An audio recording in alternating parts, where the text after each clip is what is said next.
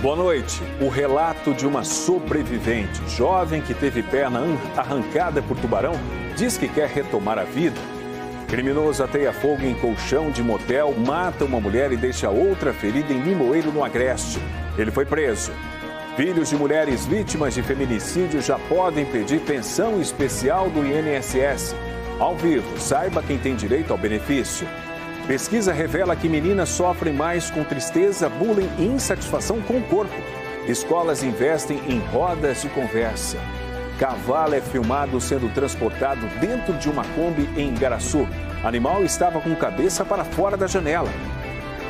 Uma pesquisa do Procon aponta aumento da cesta básica aqui em Pernambuco. O valor chega a quase metade de um salário mínimo. E quem é a idosa que aos 114 anos surpreendeu os médicos com uma recuperação rápida após uma queda em casa?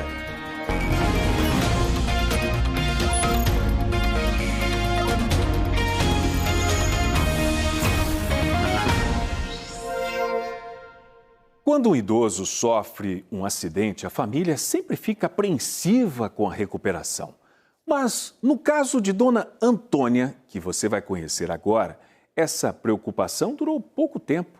Aos 114 anos, ela surpreendeu a equipe médica após uma fratura no fêmur.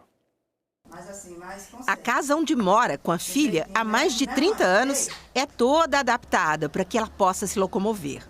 Passar pela área externa, ir até a sala. Onde não conseguiu botar equipamentos industrializados para garantir que a mãe se movimente, Doralice improvisou com cordas. Só que na semana passada, Dona Antônia se desequilibrou quando tentou se levantar dessa cadeira e caiu. O SAMU fez o socorro. No hospital, o diagnóstico: fratura no fêmur. Os médicos fizeram todos os exames necessários para a cirurgia e perguntaram à filha se ela concordava em operar. Eu preferi que operasse, porque para não ficar assim, poxa, minha mãe ficar em cima de uma cama, porque ela é na idade que está, mas ela do meu lado, eu segurando ela, ela consegue dar os passinhos dela. E correu tudo bem. Ficou 4 dias internada. Esses vídeos mostram como ela interagiu com os médicos antes de receber alta nesse domingo. E com o fisioterapeuta também. Todos impressionados com a condição física de uma senhora com 114 anos. Provavelmente é a paciente mais idosa do Brasil a ser submetida a uma cirurgia de fratura de fêmur, mas também o caso da paciente ter muito poucas comorbidades para a idade dela. Dona Antônia usou um pouquinho o andador no hospital. E agora deve iniciar fisioterapia em casa. Desde que voltou para o lugar onde mora, compartilha o quarto, recém-ampliado, com Dora, a única filha, que cuida da mãe de todas as maneiras. É dedicação total. Dona Antônia não ouve e também não está conseguindo falar. Nem por isso deixa de prestar atenção no que a gente diz e gesticula. Tá legal? Tá legal. Parabéns para a senhora, viu? Parabéns para a senhora. Dora está muito otimista, curtindo a companhia da mãe. Cuida com dedicação. Estou super feliz, porque eu pensei até pela idade que minha mãe não chegasse a fazer a cirurgia, né? Eu fiquei com medo, mas graças a Deus eu estou super feliz por ela estar em casa e continuar fazendo tudo de bom, né, para ela. E os médicos pensam em registrar o caso de Dona Antônia por ser tão raro. A gente quer registrar esse caso e relatar o caso na Sociedade Brasileira de Quadril e de Ortopedia. Saúde para Dona Antônia. E a jovem de 19 anos que perdeu a perna direita após ser mordida por um tubarão na praia de Boa Viagem, na zona sul do Recife, se pronunciou sobre o incidente. Em um vídeo enviado para a TV Globo, Marcela Vitória de Lima Santos conta que está se recuperando e afirma que só pensa em continuar a faculdade e seguir a vida. Eu estou me recuperando, né? Aos poucos eu vou evoluindo. E o que aconteceu foi que eu estava na praia, tinha ido com meu primo, eu estava tomando banho, eu estava saindo já, a água estava mais ou menos na altura da minha coxa, assim. Aí foi quando o tubarão me mordeu, aí eu entrei em atrito com ele, né? Eu comecei a me bater, assim, bater nele. E quando eu me dei conta, eu estava sem a minha perna e eu comecei a gritar pelo meu primo. Eu chamava Jonas, Jonas, Jonas, Jonas. Aí foi quando ele foi me socorrer com o pessoal da praia. E quando eu sento no chão, né, que todo mundo fala para eu respirar, para eu não dormir, eu entrego tudo nas mãos de Deus. Ao mesmo tempo que eu estou muito feliz por estar viva, né, eu ainda fico receosa pelo meu futuro. Eu não sei se vou receber uma perna, fiquei muito preocupada com a minha mãe. Quando eu acordei na UTI, a primeira coisa que eu perguntei foi sobre a minha faculdade, se eu ia conseguir continuar. E é isso, eu espero que num futuro próximo aí eu consiga retornar e ter minha vida normalmente, que nem era antes desse ocorrido. Uma mulher de 29 anos morreu e uma de 35 anos ficou ferida em um motel na cidade de Limoeiro, no agreste do estado, no último sábado. Um homem agrediu as vítimas e depois tocou fogo no colchão. Todos os detalhes dessa reportagem estão no G1, você confere pelo QR Code que está aí na tela. A delegada de Limoeiro deu detalhes sobre esse crime. A ocorrência foi registrada por policiais militares que receberam um chamado de um incêndio que estaria ocorrendo às margens da PS-50 em um motel localizado em Limoeiro. No local, foram encontrados uma das vítimas que já estava em estado de óbito, infelizmente, e outra vítima que estava com vida, porém extremamente ferida. Ela foi socorrida e atendida por uma equipe de médicos e permanece internada. Segundo informações preliminares, as vítimas estariam ingerindo bebida alcoólica com o suspeito em momentos anteriores do fato. Não se sabe ao certo se teve alguma discussão e esses fatos só poderão ser esclarecidos pelas pessoas que estavam ali presentes, pela vítima que foi socorrida. E, ao certo, o que se sabe é que o incêndio poderia ter sido causado justamente para dificultar a apuração do crime em questão. O suspeito ele foi autuado em flagrante, foi socorrido e permanece sob custódia da Justiça. A Polícia Científica ela realizou perícia no local e apreendeu objetos que servirão para a investigação futura. A Polícia Civil ela segue investigando o caso. O INSS começou a pagar uma pensão de um salário mínimo para filhos e dependentes de mulheres vítimas de feminicídios. Ao vivo, a repórter Mônica Silveira explica como ter acesso a esse benefício. Mônica, boa noite para você. Oi, boa noite, Márcio. Boa noite, pessoal. Bom, é pelos canais do INSS, ou seja, o Meu INSS, que pode ser pelo site ou pelo aplicativo e também pelo 135. Mas como é que faz exatamente? Que documentos são necessários? Tudo isso a gente vai conversar com o Rafael, que sabe de tudo sobre esse assunto e vai dar as informações para a gente. Boa noite, Rafael. Boa noite, Mônica. Então, a pensão feminicídio ela é um benefício que é concedido para os filhos e dependentes da pessoa que sofreu feminicídio, né, a mulher que sofreu feminicídio, e ela pode requerer esse serviço através da Central 135 de atendimento ou pelo Meu INSS, que é o site ou aplicativo. Tá, mas às vezes é uma criança, não sabe como fazer isso. Quem é o adulto que pode fazer esse pedido? Então, ela vai ter que ter um representante legal que normalmente pode ser a avó, o avô, uma pessoa que vai poder representá-la e muitas vezes precisa de um documento judicial, né, uma curatela, uma tutela, uma guarda, para poder conseguir fazer esse requerimento.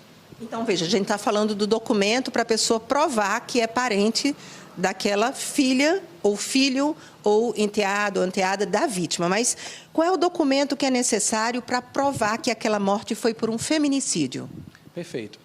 A pensão ela é concedida para pessoas que têm até 18 anos, né, para os filhos e dependentes de até 18 anos, e para comprovar pode ser o auto de infração na polícia?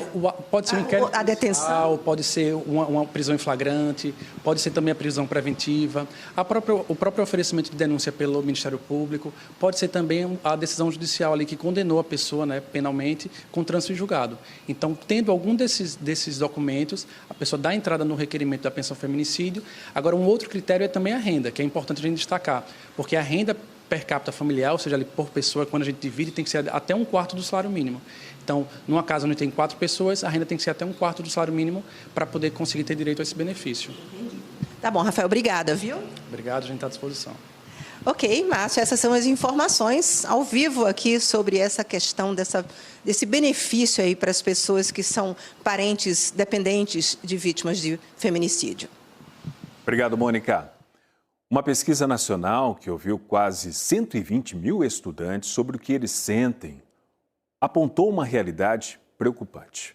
Muitos alunos revelaram sentir tristeza e desesperança. Os repórteres Beatriz Castro e Sam Costa foram até uma escola estadual no Recife, onde um trabalho de escuta vem ajudando na qualidade de vida dos alunos. Uma vez por semana, estas estudantes se reúnem no núcleo de gênero da Escola de Referência Silva Jardim, no Recife. É o momento de falar sobre os problemas, os sentimentos, abrir o coração. É muito importante para a saúde mental quando você expõe para outras pessoas o que você está sentindo. Você tem conselho de pessoas da sua idade, pessoas mais velhas, mais experientes. Há 10 anos, o núcleo surgiu para discutir a violência e as dores que impactavam a saúde mental dos adolescentes. A gente sabe, né, que a escola também é palco de violência. A escola também traz as questões sociais para dentro da escola, né? Então, a gente vai trabalhar o coletivo, a gente vai trabalhar também quem está provocando a violência, porque a gente precisa colocar na sociedade pessoas saudáveis. Uma pesquisa do IBGE, em parceria com os Ministérios da Educação e da Saúde, traçou um diagnóstico preocupante sobre a saúde mental dos adolescentes entre 13 e 17 anos das redes pública e privada do país. Quase 120 mil alunos de 4 mil escolas foram entrevistados. 41% das meninas relataram ter se sentido tristes na maioria das vezes ou sempre. Um índice quase 2,5 vezes maior do que o dos meninos. 43% das adolescentes disseram ter sentido vontade de se machucar de propósito nos últimos 12 meses, mais que o dobro dos meninos. O sentimento de desesperança está presente em 25% das meninas, que acreditam que a vida não vale a pena ser vivida. 12% dos meninos se sentiam assim. O bullying é um pesadelo na vida de 30% das estudantes, que relataram sofrer humilhações frequentes por colegas. A Isabel foi uma vítima desse tipo de violência por causa dos cabelos. O menino dizia que, estava feio, que meu cabelo era muito feio, muito espantado. Eu acho que é uma coisa muito errada, né? Porque uma coisa que você não quer pra você, você não deve fazer com os outros. A insatisfação com o corpo é bem maior entre as meninas. 36% delas estão descontentes com a própria imagem. É o dobro do número de meninos. Ana Clara, assim como 31% das adolescentes entrevistadas, vive querendo emagrecer para satisfazer a opinião alheia e uma cobrança exagerada que impõe a si mesma. Por que você acha que as meninas se cobram tanto? Porque, assim, as meninas querem ter uma visão para outras pessoas, mostram uma visão para outras pessoas de que elas são perfeitas, que não tem nenhum erro, nenhum defeito, nem nada, principalmente para os homens. Você gostaria de se cobrar menos? Gostaria. Você se cobra muito? Me cobram. E que preço isso tem para você, para a sua saúde mental? Esse preço me faz muito ficar mais ansiosa. Os pesquisadores tentam entender como foi desenhado esse quadro grave da saúde mental dos adolescentes, principalmente a vulnerabilidade das meninas, que relatam mais tristeza, desamparo e insatisfação com o próprio corpo. Alguns fatores ajudam a identificar a origem do problema. As meninas, elas sofrem pressão tanto das outras meninas, das outras mulheres, quanto dos próprios meninos também, e numa sociedade como um todo. Dos algoritmos mesmo das redes sociais, hoje eles vão empurrando pra gente esse padrão através de vídeos, através de fotos e dos influencers atualmente. Cabe à família e à escola perceberem os sinais de que as meninas precisam de ajuda. É muito importante as famílias e as escolas observarem, né? Mudança de comportamento, o isolamento e questões relacionadas à automutilação. E educar os meninos para diminuir a violência e tornar a escola um lugar seguro. É importante que os pais conversem com seus filhos sobre a importância de respeitar, de não agredir, né, de não legitimar e de não acolher colegas que cometam esse tipo de violência contra as meninas na escola. Ser um pontinho de luz para esse menino que está em formação ou para essa menina que está em formação, apresentando alternativas de existência que respeitem, sobretudo, a existência do outro. Estou aqui com o celular e uma notícia que está no G1 Pernambuco. 2 homens foram presos depois de um assalto a uma casa de jogos em Afogados, na zona oeste do Recife. Para ver os detalhes, é só você apontar a câmera do seu celular para o QR Code que está aí na tela. Segundo a Polícia Militar, o caso aconteceu na noite do sábado, quando policiais que faziam ronda no bairro ouviram disparos e flagraram um roubo. Com a chegada dos PMs, os suspeitos tentaram fugir de carro e atiraram contra a viatura. Os policiais revidaram, houve troca de tiros. Durante a fuga, o motorista do veículo perdeu o controle e bateu no muro. 2 homens de 18 e 31 anos foram presos. A Polícia Militar informou também que um deles tinha mandado de prisão em aberto. Os 2 foram levados para a Central de Flagrantes da capital e autuados por roubo em estabelecimento comercial, tentativa de homicídio e clonagem ou adulteração de veículo automotor. Outros detalhes no G1. E um cavalo foi filmado sendo transportado dentro de uma Kombi no bairro de Cruz de Rebouças, em Igaraçu, aqui na região metropolitana. Você vai acompanhar o vídeo, porque o animal com a cabeça, aí você vai acompanhar com o animal com a cabeça para fora da janela do veículo. Uma cena que representa risco para o cavalo e também para outros veículos. De acordo com a Polícia Rodoviária Federal, a situação configura uma infração considerada grave. Se fosse flagrado por alguma autoridade de trânsito nessas condições, o motorista teria que pagar uma multa de R$ 195,23, levaria 5 pontos na Carteira Nacional de Habilitação e ainda teria o veículo retido. O Ministério da Saúde anunciou a suspensão da imunização com a vacinação do Butantan contra a dengue após a notificação de 42 casos de reações adversas, incluindo 2 mortes suspeitas registradas. No G1, você encontra todas as informações e o que fazer se você tomou essa vacina.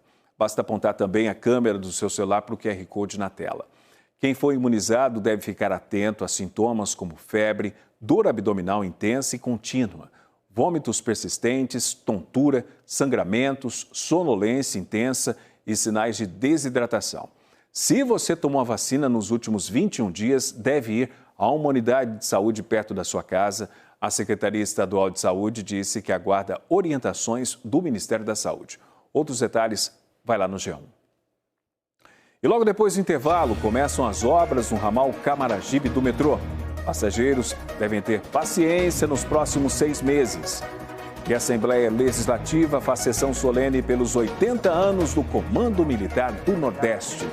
O ENE2 volta em instantes. Até já.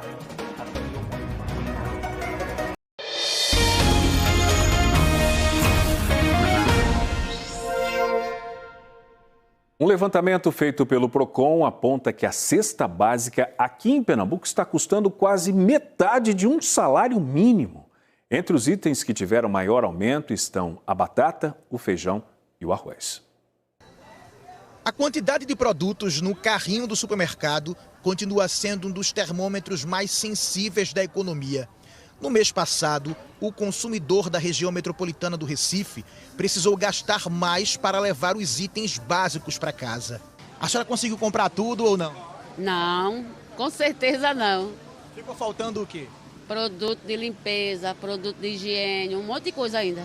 A pesquisa do Procon Pernambuco mostra que o valor da cesta básica subiu 1,5% em relação à última pesquisa realizada em abril.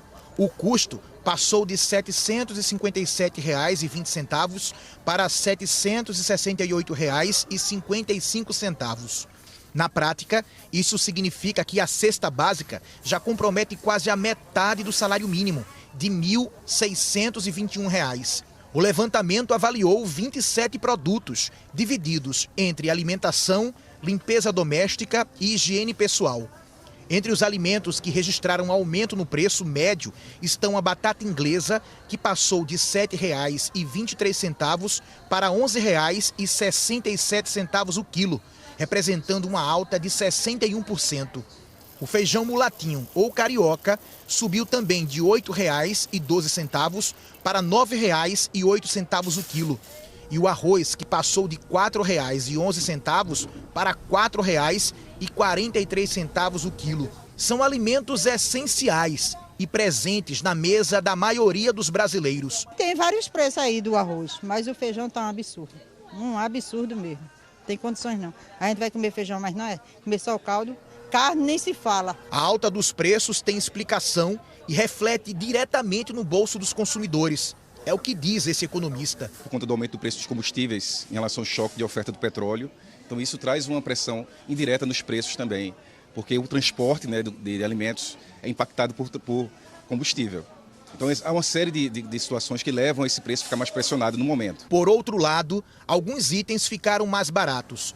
O café de 250 gramas teve queda de R$ 1,22 no preço médio. A bandeja com 30 ovos brancos ficou R$ 1,20 mais barata. Já o sabonete registrou redução de 19 centavos por unidade. A pesquisa também identificou grandes diferenças de preços entre os supermercados do Recife, de Camaragibe, Jaboatão dos Guararapes, Olinda e Paulista. Em alguns casos, o mesmo produto chegou a custar 3 vezes mais de um estabelecimento para o outro. Como é que tem sido, para poder driblar os preços e garantir tudo para dentro de casa? Economizando.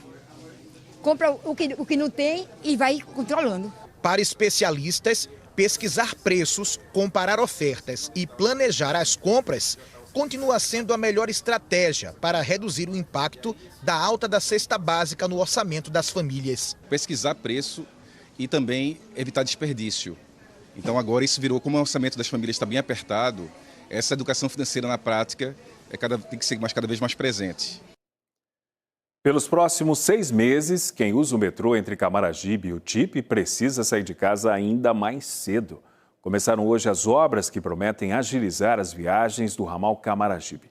Mas até que tudo termine, a espera deve ser maior. Quem sai de Camaragibe de metrô já convive com uma rotina de demora nas plataformas. E a partir de hoje, a viagem vai exigir ainda mais paciência. O tempo de espera para chegar aos compromissos vai aumentar. A CBTU começou a trocar os dormentes entre as estações Camaragibe e Rodoviária. A obra deve durar cerca de 6 meses. Mas afinal, o que são esses dormentes? Se nós fizermos uma comparação com uma estrada que passa carros, seria como se fosse o asfalto. Vai dar uma estabilidade, os carros vão passar rápido, sem acontecer acidentes. É a mesma coisa aqui no metrô. São essas peças transversais ao trilho e elas dão estabilidade para quando as composições passarem. Durante o serviço, os trens vão circular em via singela, usando apenas uma das linhas nesse trecho. Chega em rodoviária, o trem parte e é um pare-siga mesmo. E como você falou também sobre a questão importante de construir a estrada, a gente está praticamente reconstruindo a estrada, que é no trecho que vai da estação rodoviária até a estação Camaragibe, para que a população volte a ter um trem rodando com 60 km por hora, porque isso dá o quê? Dá a tranquilidade, dá mais lugares, mais viagens em menores intervalos, principalmente no horário de pico. O impacto recai sobre quem já sofria com a espera.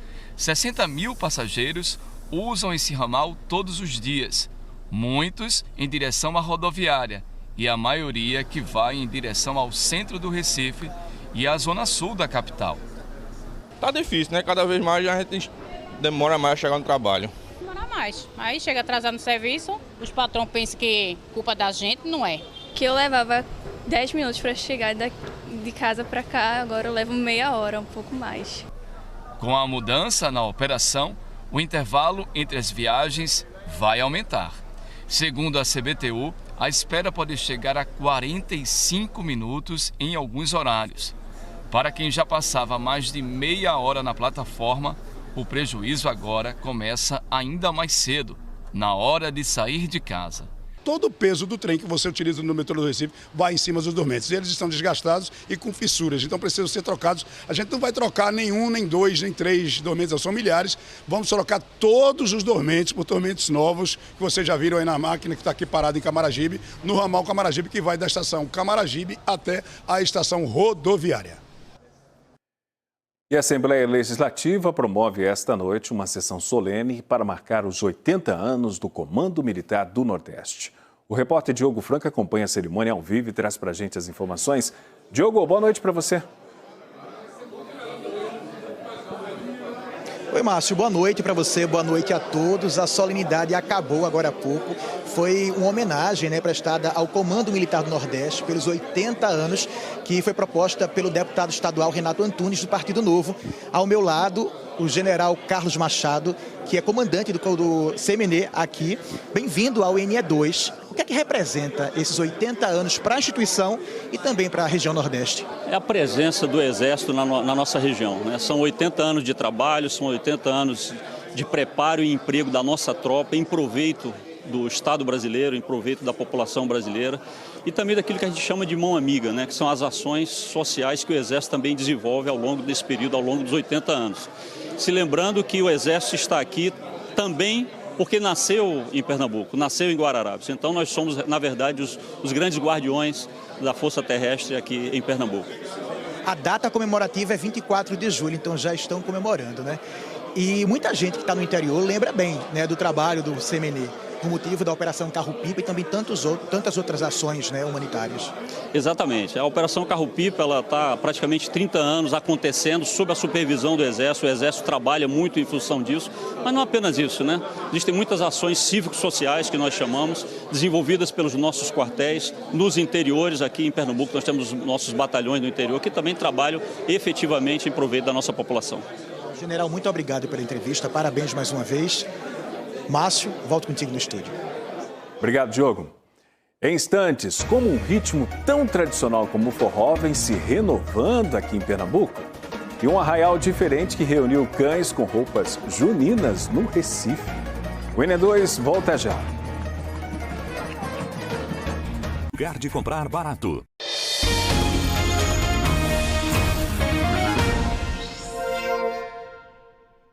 A temporada do programa Causos e Cantos deste ano traz a mistura entre tradição e renovação. A nova geração do forró busca se reinventar sem perder as raízes que dão a alma a esse ritmo tão nosso. Até onde a música pode levar um artista? A cantora Michele Andrade saiu de Barreiros, em Pernambuco, e agora roda o Brasil inteiro. São 17 milhões de seguidores nas redes sociais. Ela já passou por uma das bandas de forró mais famosas do Nordeste, a Limão com Mel. Mas foi na carreira solo que Michele achou o próprio caminho. Eu falei, não, quero tentar o meu caminho e graças a Deus estou vendo uma fase incrível da minha vida. Em Moreno, na região metropolitana do Recife, nasceu uma artista que tem a cara do São João. Joyce Alane carrega um junho que não se acaba. Tem cheiro de milho, gosto de família e um forrozinho daqueles. Todo tempo quanto vai pra mim é pouco pra dançar com meu benzinho numa sala de rebolo. Muitas vezes as composições nascem assim, no camarim mesmo. No ano passado, Joyce foi indicada ao Grammy Latino, na categoria de música raiz em língua portuguesa. Eu me vejo longe da música, não existe essa possibilidade na minha cabeça, onde eu seja feliz longe da música. Nesta viagem por Pernambuco, a gente segue para conhecer histórias de jovens artistas talentosos. Gente que carrega nas mãos e na voz as raízes e as lembranças de uma música bem pernambucana, daquela que conversa mesmo com a gente. E de conversa boa, o cantor Vitor Fernandes, de Petrolina, no sertão, entende que só trabalhando na roça, plantando e colhendo goiaba debaixo do sol, ele descobriu outro talento: cantar. Mas tu já imaginava em ser cantor? Rapaz, imaginar não. Gravei um videozinho sentadinho na casa dos meus pais e viralizou esse vídeo. Até então eu era cantor de arrocha, esse vídeo eu gravei cantando piseiro. E hoje leva por onde passa um vozeirão, sotaque forte e um carisma que é só dele.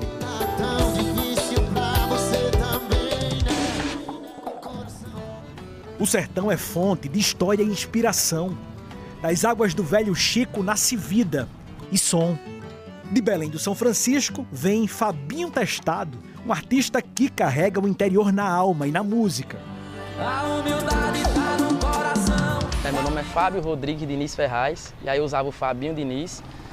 E aí eu disse, rapaz, eu preciso mudar esse nome porque acho que eu queria botar um nome mais forrozeiro mesmo, um nome mais diferente. E aí o testado a gente usa muito na vaquejada. A gente fala, o vaqueiro é testado, o vaqueiro é bom. Ele se formou em jornalismo, mas decidiu seguir outro caminho.